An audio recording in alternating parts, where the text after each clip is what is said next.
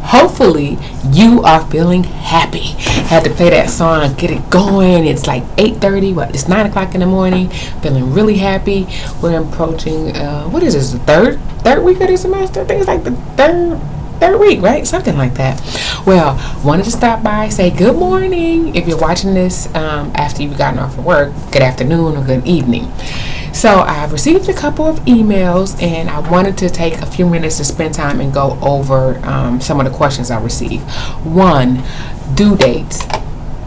Modules. All modules are open for 2 weeks in the class. So each module is open for 2 weeks in the class. I'm not quite sure. It appears that, I guess on the dashboard maybe it had conflicting due dates from the assignments. That should be rectified. If that is still not rectified, please let me know right away. But so when you click on assignments under your module, for example, and I was going to turn the camera, but it'll do too much, so I'm just going to walk you through it. When you click on Blackboard and you click under assignments, inside the assignment folder, each module is there. Each module remains open for 2 weeks. So for example, module 1, which I previously stated, is August 22nd to September 5th. So you have until September 5th to complete module 1. Plenty of time to get this done and give me your best foot forward. Module 2 will then open that's September 5th through September 19th. Now I will fade module 1 once module 2 opens. I did have a student who expressed interest and wanted to keep the modules open for midterm, so I said that's a great idea. So I will go back and reopen them, but once that module closes, it will fade out, so you will no longer be able to access it. I do apologize. I guess a couple days ago module 1 inadvertently faded, and it should not have faded. So it is open, so you still have time to complete module 1. Go ahead and complete module 1. Couple things I want to go over in chapter 1. So chapter 1 is just getting us that introduction, right? What is criminal justice? We're actually starting to talk about the process, actually entering in the criminal justice system. We've already outlined the 3 components of the system, right? Now what I want to talk to you about for a few minutes is actually going through that process. So let's say I don't know, let me take a look at my roster here, see who we have in class. All right, let's go with Matthew. We're going to say that Matthew, I don't know, beat up David. Matthew, you beat up David. So what's going to happen to Matthew? There was actually some type of physical altercation. Police had to be called on Matthew. Matthew is going to then be placed under arrest. Great, Matthew, you've been arrested. So what happens now? That's what we're going to go through. So Matthew's been arrested. David is the victim. Matthew is the perpetrator. Once Matthew has been arrested, he's going to first have his initial appearance. Your initial appearance. And we're walking through, if you're in your book, go to page 12. Your initial appearance. And how I like to teach that is, again, that's just your first time appearing before the magistrate. Here in North Carolina, we have a magistrate or a judge. So charges are going to be filed. You're going to go to the first time to the court there without delay. That's one of the things you want to look at. And at that time, a defense attorney can be assigned to you. That means if you want to enter in for a public defender, or if you have private counsel, meaning you're going to hire your own attorney. So initial appearance is there. After your initial appearance, your next step or your next process there is the preliminary hearing or the grand jury. I want to make sure you understand the difference between a preliminary hearing or a grand jury. They both are, it just is dependent on jurisdiction, meaning the state and how that operates.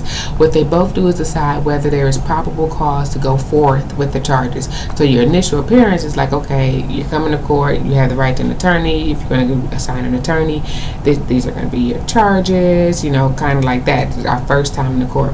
Preliminary hearing or your grand jury or preliminary hearing is actually looking to see if there's probable cause. Is there enough to stick this through? Now, with a grand jury, first of all, grand jury is private. It's behind. It's not like everyone is presenting cases. It's private. The prosecutor is biased. The prosecutor is the only one presenting evidence. So if What do you think? If it's the prosecutor presenting only that side of the evidence, you're trying to determine if there's probable cause. If there is probable cause, an indictment is what will be issued, saying, yes, we find probable cause that Matthew committed this crime. We are going to go forth with the charges. If you don't have a grand jury, then you have the preliminary hearing, which is essentially still the same thing, but a judge is there and you're going forth with that, and that's on page 12 as well. It's both determining that. After that, if whether you're adjudicated, it goes forth, and then you have your arraignment. So at your arraignment, you've already, up to this point, now you know what you've been charged with. They say, and the court has found that there is evidence. Now you're going to your arraignment. During that time, you're going to enter in your plea, whether it be not guilty, no contest, whatever, not guilty by reason of insanity, whatever that's what's going to happen at your arraignment. You will be fully informed of the charges, what's going to happen, and then that's your time to enter that. After that, let's say if you say not guilty, from there, now we're going through the trial phase, which is another activity in and of itself. So all of this leading up to the trial is what we call pre-trial activity. So you have all different type of things.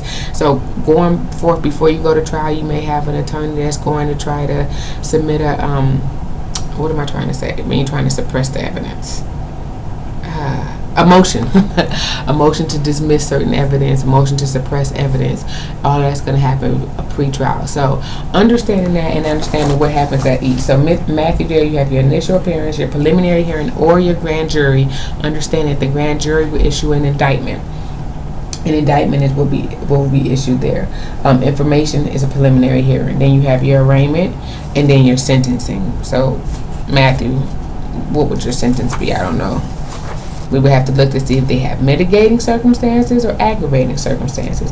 Aggravating factors are things that's going to heighten the charge or make us want to look at it more in depth and say, okay, we need to look at this. You've done some more serious things that not only did you just hit this person, but you went back and beat them with a bat or something.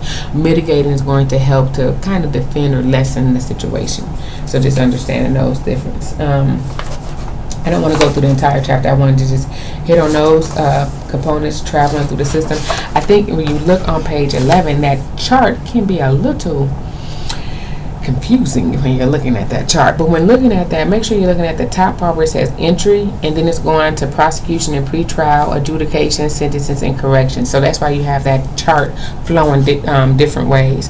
But what we just walked through is right there at the bottom. Arrest, charges filed, your initial appearance, preliminary hearing.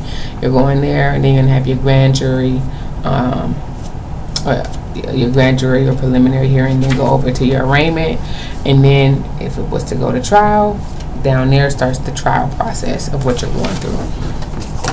When we go on to chapter 2, you will notice in your book, which is an error on the publisher's part, when you go to chapter 2, it will say, can you see that? It says chapter 5 in that corner. Do not worry about that. That's just a mistake. It's chapter 2.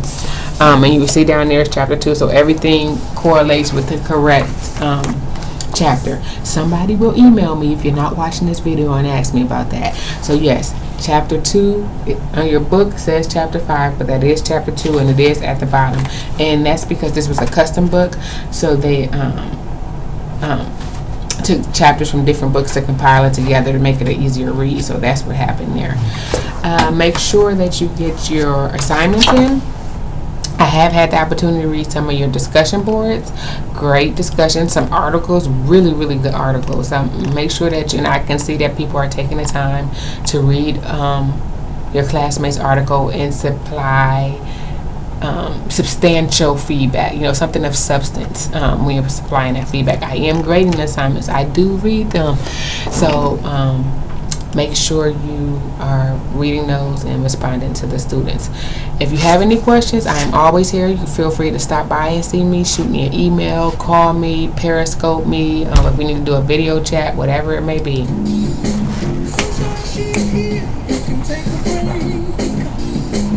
I'll see you guys next time.